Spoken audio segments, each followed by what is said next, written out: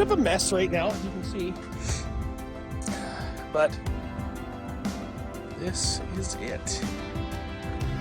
So still a lot of work to do. And over in the bus, I don't know if you can hear that. That's our boar. And I bet you he was pretty thirsty. Now we do have a well over there, but we don't have it pumped out yet. So we'll do that with you. And you'll be able to see us pumping that out. So just let me just get this here. Okay.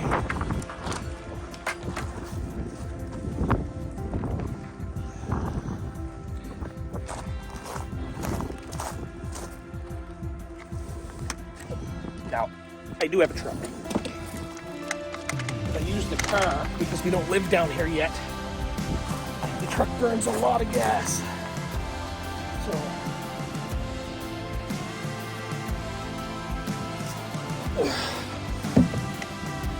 okay, so now this is Harry here. This is Harry. So let me just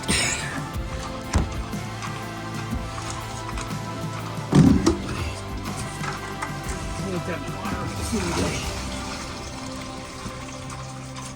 Now I do have a better setup for this, but that's what it is. That's Harry. Now, this is what we're building for the donkey. So, obviously, a bit of work that needs to take place here yet.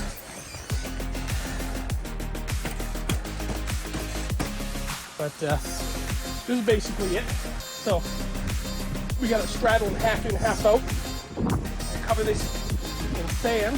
This is topsoil out. Put sand in here, both sides.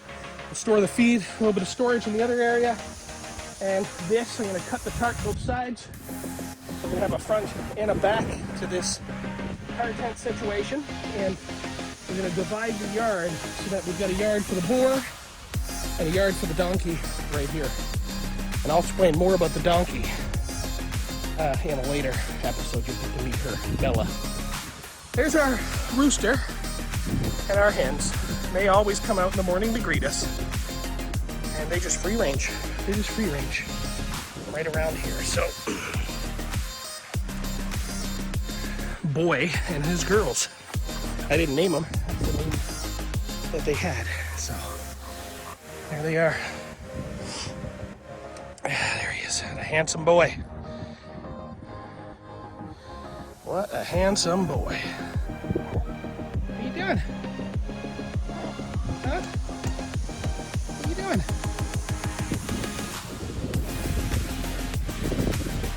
And this is a Renault. Renault in French. And it's a French-made machine. And this one is really unique. Typically they're orange. This one was used in northern Quebec for snow clearing, an airstrip actually. And at some time ago, somebody with some pretty decent carpentry skills built this cab. And if you look at this thing, it even has a, now I don't know if I can slide it. It looks like it's jammed. Oh, there we go. But there's even, there you go. There's even this little window there. So, like once that's closed, and as you can see, like this was built some time ago, and it's real glass. As you can see, it's broke here.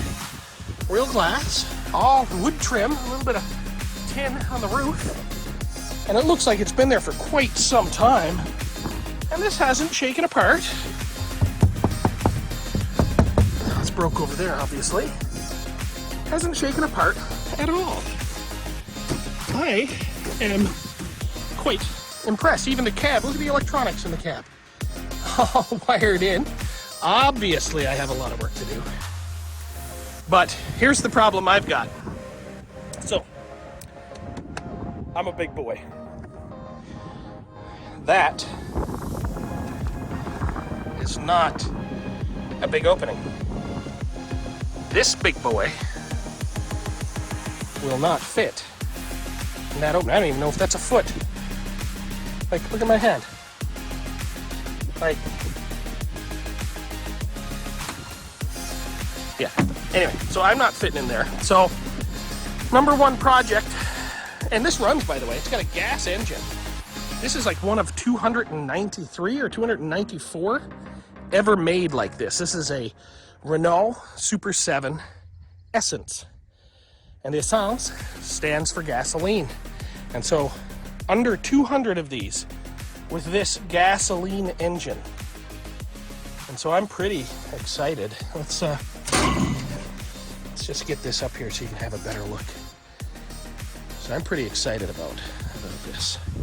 And this one I had running, and we drove it up onto the trailer, and then I brought it here in the fall, and we, I don't know if we didn't even start it up. We rolled it off the trailer.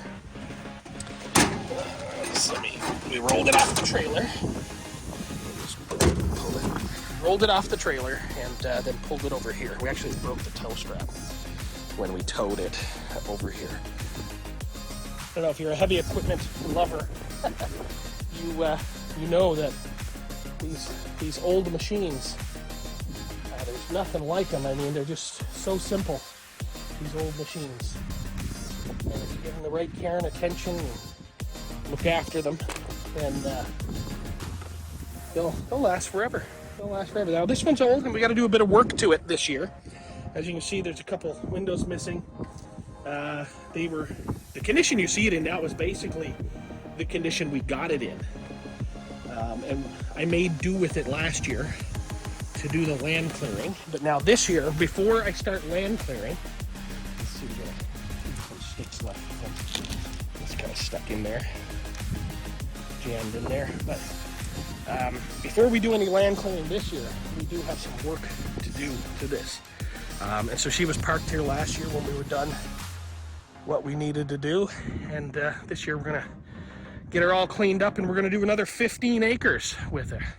So a little bit of work. We got a little bit of work in the shifter gearbox for the transmission for the hydrostatic drive, and then we've got these two rams here that I've only got one that works. The other one is, yeah, so these aren't hooked up right now. So you see the lines go into here, but here's the connection for that.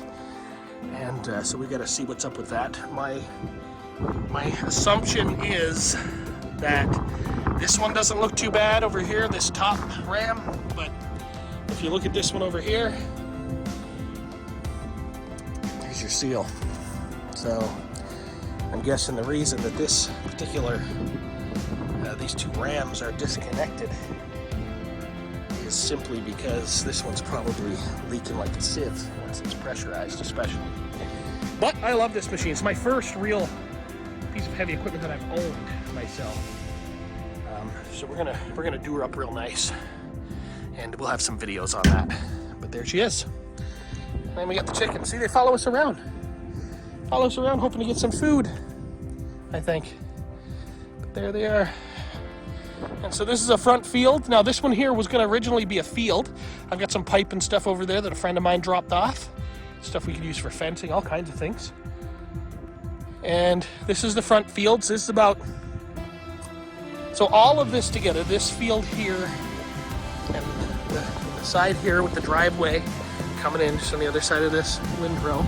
This is about an acre in the front here.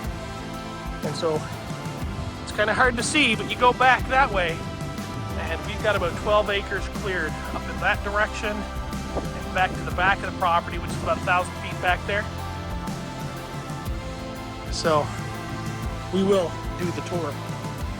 And so spring, we got things we had to do. We got to get this tractor and dozer up and running. I got a lot of stuff over here, old benches from the bus that all need to go to the landfill so they can sort that out, get it recycled. This is our primary power generator, the fuel tank for said generator. And so we'll be putting that up. We're going to be doing as much renewable as we can, solar, a little bit of wind. And our hope is that this generator will be sort of the backup, the emergency. When there's not enough renewables to keep the batteries charged, that'll flick on and top up the batteries so that we've got all the power we need.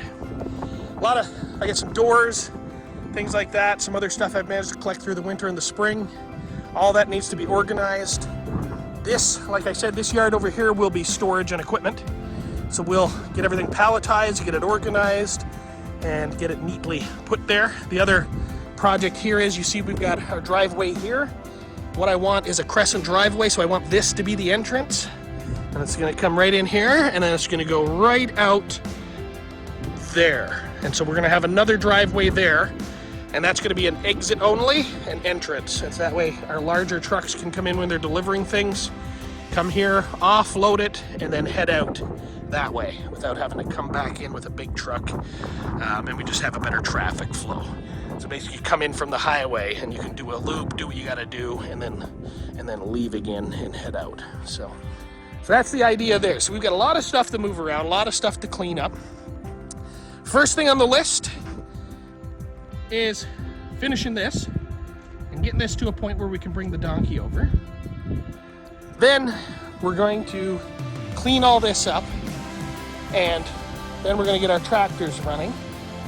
At some point, we do want to turn this over here into a garden if possible.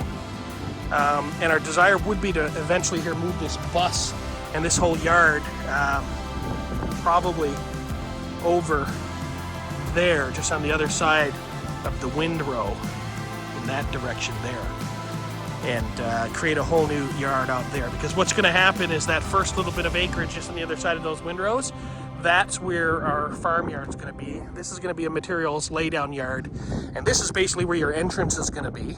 And we'll put a garden here for now, but the future plans for this area, right when you come in, this is where we'll have like a farm store, and basically the heart of the agritourism.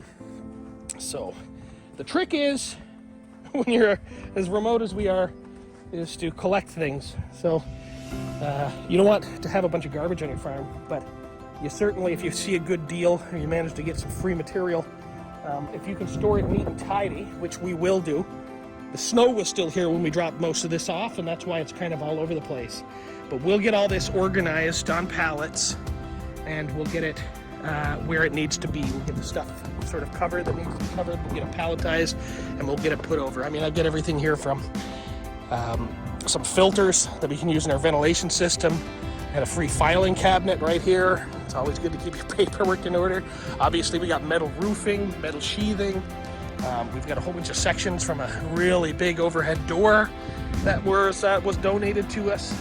Lots of different lumber and pallets. We've got a couple snow blowers. We got a pallet full of interior doors over there. Some street lights. A little bit of everything, right? So over here we've got a couple doors. These doors have to be moved with the other doors. But we've got, this is our scrap lumber pile. A lot of this is like oak. Really hard wood, and stuff that was used on some of the construction projects that we managed to get our hands on. And we've got this fish tub, which is very exciting. We're going to convert that to a compost tea maker. And this little guy, I gotta get him his own little pedestal. This guy was given to us back when we first cleared the land, and the kids just love him. And I gotta say, I kind of like him too. He had this, he had a little stick. And then I found this Labrador flag, which is our flag for the Labrador region here. And it fit perfectly. So I think it's a little long, and what happens is the wind gets blowing and that poor fella tips over. But I would love it if we could get this all fixed up and on a pedestal of some sort. So there's the Labrador flag right there. Yeah, so anyway, that's kind of the gist of it. I don't have the truck, so I'm not going to take you out into the fields right now. But sometime, probably next week, early next week, when the soil gets a little bit warmer, actually, I'm not concerned about the temperature of the soil, but when I get the tractor running, we are going to get some discs on the back of that, and we're going to be doing soil testing so we can order our lime for the season, and we're going to disc the fields to sort of mix some of this very thin layer of fresh exposed topsoil in with a little tiny bit of the sand beneath it, but also to kind of incorporate some of the organic material, the little bit that's left there, back in the way. So I mean, this wouldn't have been the way I would have cleared the land, but I'd remove the actual shrubs and trees, leave all of the moss and everything that you see, and use something like a mirror crusher, something like that, to just really grind up all of the organic material and incorporate it into that top level.